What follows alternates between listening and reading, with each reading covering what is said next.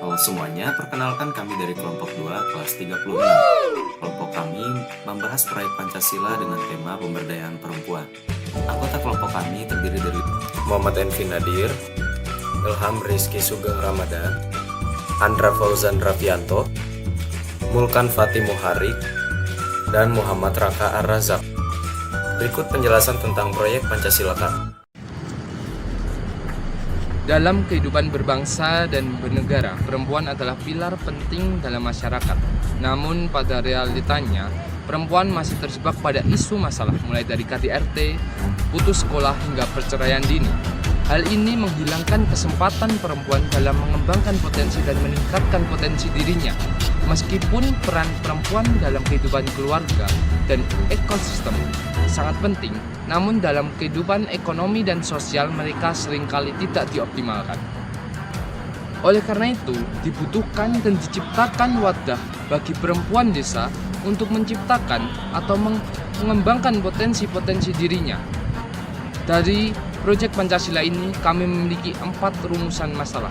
Yang pertama, apa manfaat yang dapat diberikan dari pemberdayaan perempuan desa ini? Yang kedua, bagaimana langkah-langkah dalam mewujudkan kegiatan pemberdayaan perempuan ini? Yang ketiga, mengapa pemberdayaan perempuan desa ini harus direalisasikan? Dan yang terakhir adalah hal-hal apa yang membuat perempuan ini penting? Selanjutnya, dari rumusan masalah ini kita lanjut ke tujuan. Kami memiliki 3 tujuan dari proyek kegiatan Pancasila ini. Yang pertama adalah kami memberikan pelatihan bagi perempuan desa untuk mengembangkan potensi dirinya. Yang kedua adalah memberikan pengertian kepada masyarakat bahwa perempuan memiliki nilai tinggi dalam strata kehidupan berbangsa dan bernegara.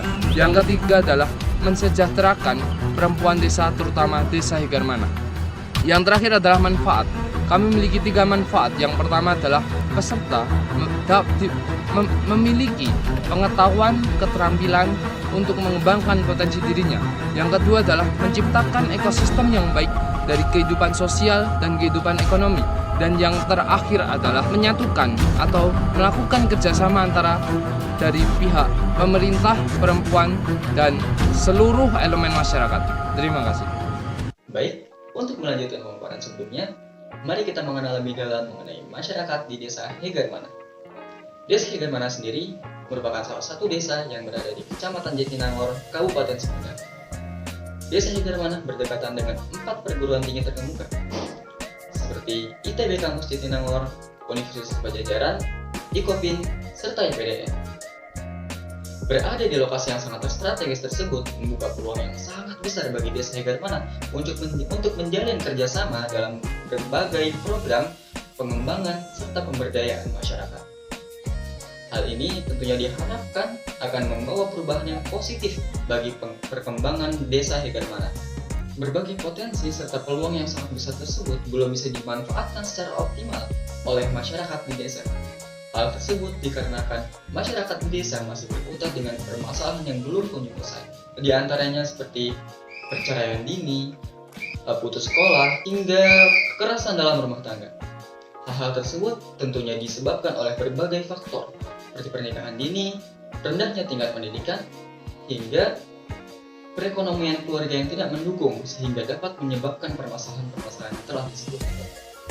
Kemudian, dengan berfokus pada pemberdayaan wanita, proyek ini diharapkan akan dapat memaksimalkan potensi yang ada, terutama bagi perempuan di desa.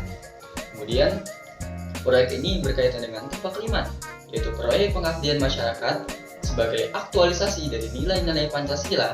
Kemudian, proyek ini berkaitan dengan tapak 5, salah satunya pada poin kolaboratif yang tentunya yang pada proyek ini masyarakat di desa dari berbagai latar belakang akan disatukan untuk melaksanakan salah satu kegiatan yang sama untuk kemajuan bersama.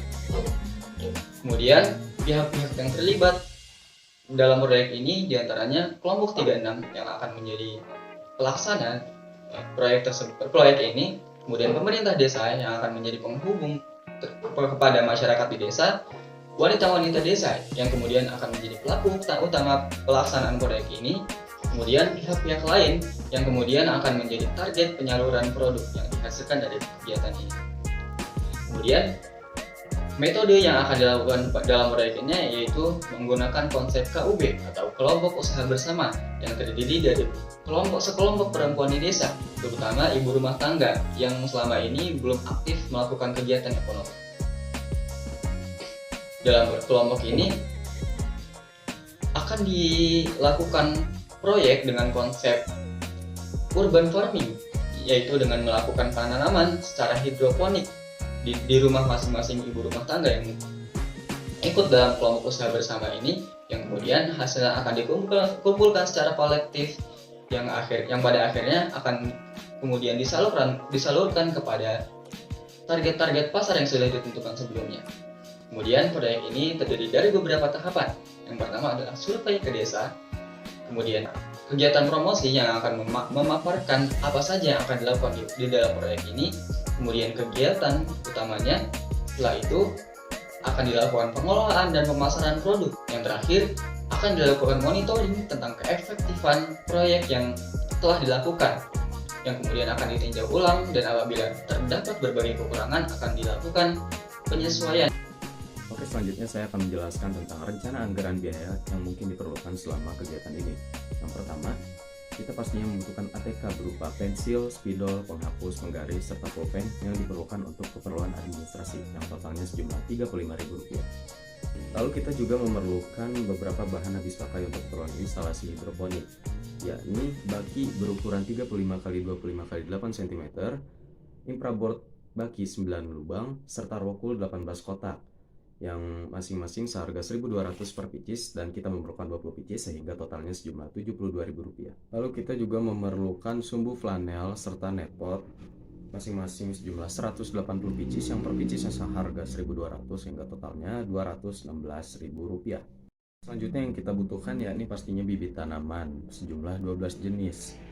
Nah, per picisnya per paket jenis tanamannya itu sejumlah 10 picis dan per picisnya seharga Rp5.000 sehingga totalnya Rp50.000. Lalu kita juga butuh untuk biaya operasional berupa mic, sound system serta proyektor yang totalnya Rp75.000.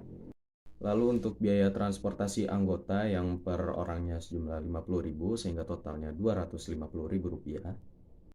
Nah, dan yang terakhir ada uang darurat untuk keperluan darurat tentunya sebanyak Rp200.000. Berikut RAB lengkapnya sehingga total seluruh biaya sejumlah Rp2.189.000. Nah, jadi gimana? Dari penjelasan teman-temanku sebelumnya, mulai dari rumusan masalah, gambaran umum masyarakat, lalu dilanjutkan dengan roadmap, dan terakhir tadi RAB. Selanjutnya di sini aku bakal jelasin bagaimana sih cara pemasangan ataupun instalasi dari hidroponik dengan metode woolwork. Jadi mungkin sebelumnya aku bakal nunjukin ini. Nah, jadi apa sih ini? Ini jadi yang bakal jadi tempat penanaman ataupun hidroponiknya nanti. Bisa lihat di sini. Dan lalu, oke. Jadi sebelumnya aku bakal disclaimer terlebih dahulu. Jadi di sini aku hanya bakal jelasin bagaimana cara pemasangan dan instalasi hidroponiknya tanpa memperlihatkan bukti ataupun hasil dari pengalaman ini. Jadi berlama-lama, jadi kita mulai. Nah, kita udah kesini ke tempat yang sekiranya kena matahari. Jadi pertama kita butuhkan yang itu ada rokoknya sendiri yang bakal jadi tempat penyimpanan benihnya nanti. Pertama-tama kita itu siapin dulu tuh bibit, lalu bolongin kiranya 2 mm di rockwoolnya. Lalu ambil benih pakcoynya itu, lalu kita ambil satu aja, nih kita udah ambil satu. Nah, kita ambil satu. Di sini ada benih pakcoynya, masukin ke dalam sini. Oke. Nah, kiranya udah masuk ke dalam rockwoolnya ini, kemudian kita basahin rockwool ya. Lalu masukin ke air hingga lembab seperti ini. Nah, caranya udah basah gini, kita tata seperti ini, lalu lakuin ke kesembilan rockwoolnya. Nah, setelah seperti ini dilihat udah kepasang dan tertata semua dan juga udah dikasih air semuanya. Ini harusnya itu kita nunggu sekitaran 3-4 hari untuk menumbuhkan yang namanya itu daun jati dari pakcoynya ini. Tapi karena aku nggak punya waktu banyak, jadinya kita mungkin bakal skip langsung ke cara tahap selanjutnya, Dan mungkin buat tahu udah munculnya atau belumnya dari daun jatinya itu mungkin bisa lihat dari gambar di sebelah sini. Oke, nanti bakal aku taruh. Nah, jadi selanjutnya setelah kayak gini udah muncul daun jatinya, kita lanjut ke proses pemindahan. Nah, proses pemindahan itu kita butuh yang pertama yang namanya itu ini. Ini adalah pot dari yang nantinya bakal untuk simpan rockwoolnya. Jadi udah setelah kita pasang kayak gini, kita masukin ini apa? Aku manggilnya konektor ya, karena bakal jadi penghubung antara rockwoolnya dengan air nanti. Seperti ini. Ya, ini bisa nih, kayak gini. Nah, kayak gini. Mungkin aku bakal lakuin kayak hal yang sama ke sebelahnya nanti.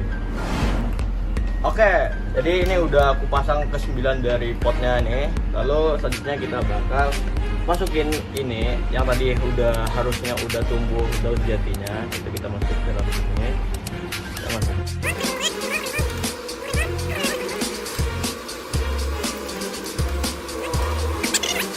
Kita siapin air 1,5 liter, masukin ke dalam wadahnya. Oke. Ini aku udah nambah sekitaran 1,5 air lagi, jadinya di sini totalnya ada 3 liter. Lalu sisanya kita di sini bakal pakai yang namanya nutrien A dan nutrien B. Nah, apa sih nutrien A dan B ini? Jadi bakal gunanya itu buat sebagai nutrisi pakcoynya nanti. Buat takarannya kita ambil 1:2. Jadi karena di sini ada 3 liter, jadi makanya aku bakal ngambil sekitaran 1,5 liter. 1,5 mili. Nah, kita ambil ini. Nah, ini bisa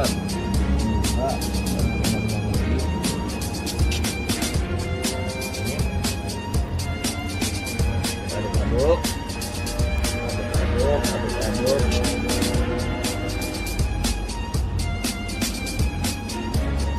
Nah, sekiranya udah teraduk gini, tinggal kita masukin tadi yang udah kita siapin ini, aduk gini, lalu kita masukin kayak gini.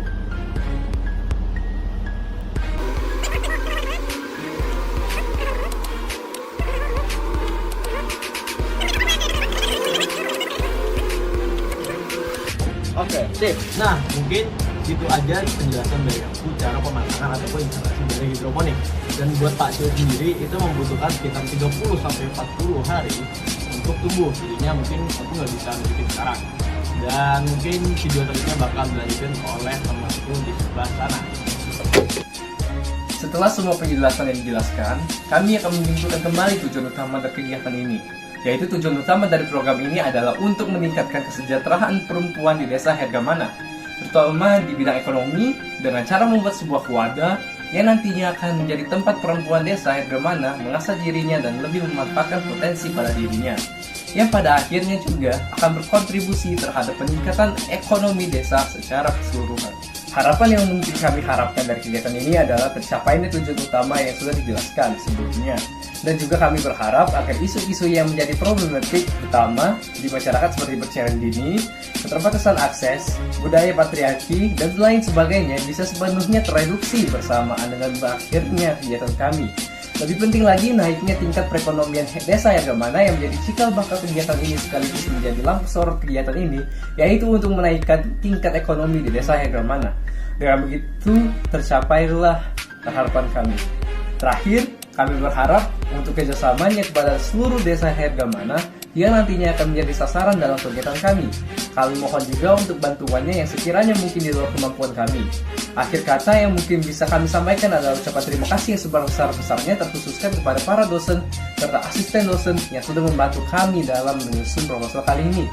Dan juga kami ucapkan terima kasih terhadap antusiasme warga desa Hergamana yang akan menjadi pelengkap dalam keikutsertaan dalam kegiatan yang nantinya akan kami lakukan.